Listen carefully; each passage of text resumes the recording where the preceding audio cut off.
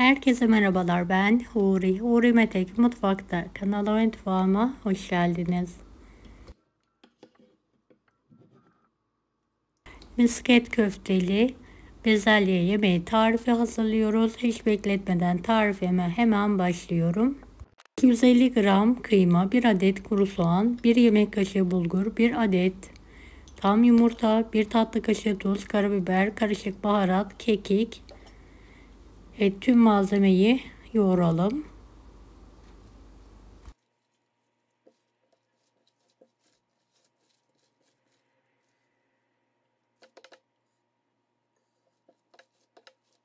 Beni hangi ülkeden veya şehirden izliyorsunuz merak ediyorum. Yoruma yazarsanız sevinirim.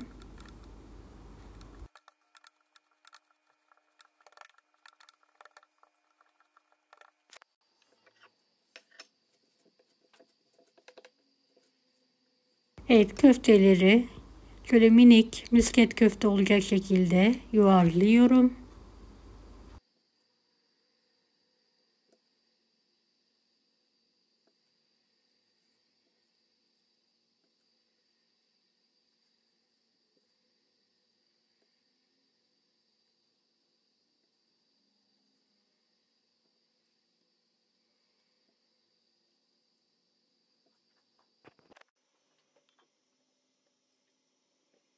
Son köftemi de hızlı bir şekilde hazırlıyorum.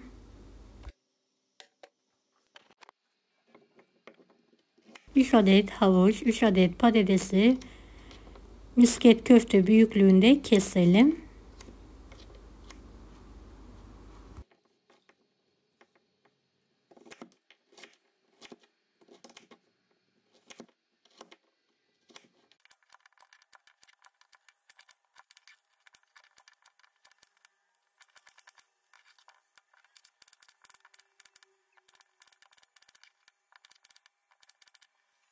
Tencereye sıvı yağ alalım ve ısıtalım.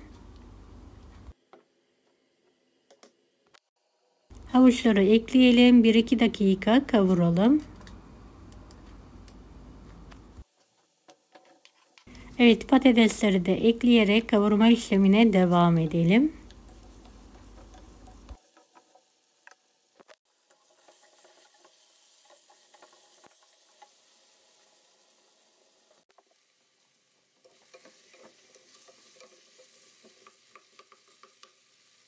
Bir yemek kaşığı biber salçası, 4 yemek kaşığı domates suyu ekleyelim. Kavurma işlemine devam edelim.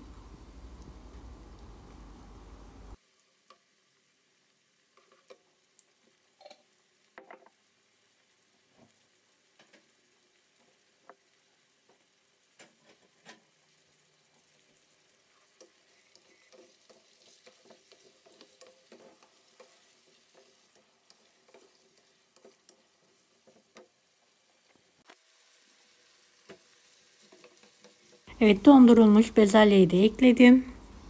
1-2 dakika kavuralım.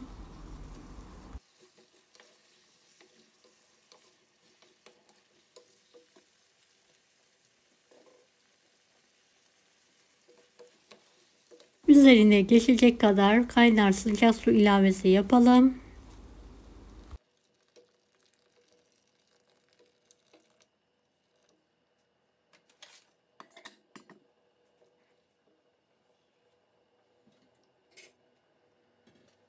Pişirmeye bırakalım.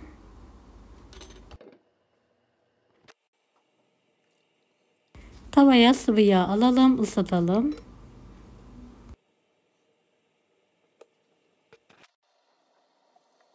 Misket köftelerini tavaya alalım.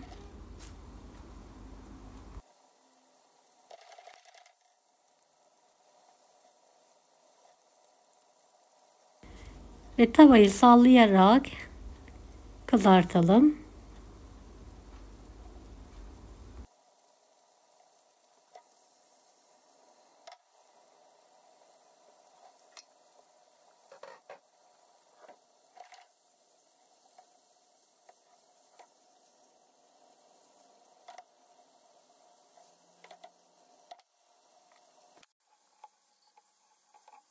Evet, karıştırıyoruz.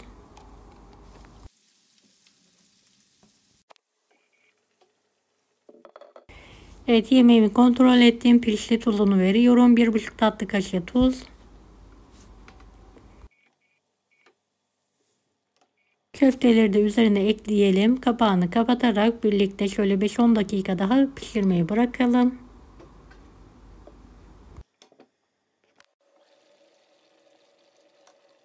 Evet, yemeğimiz artık pişti. Altını kapatarak dinlenmeyi bırakıyorum.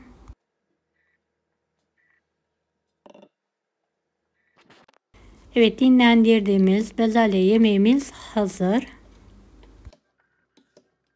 Deneyecek olan herkese şimdiden kolaylıklar dilerim. Kanalıma ücretsiz abone olmayı unutmayın. Allah'a emanet olun. Hoşça kalın.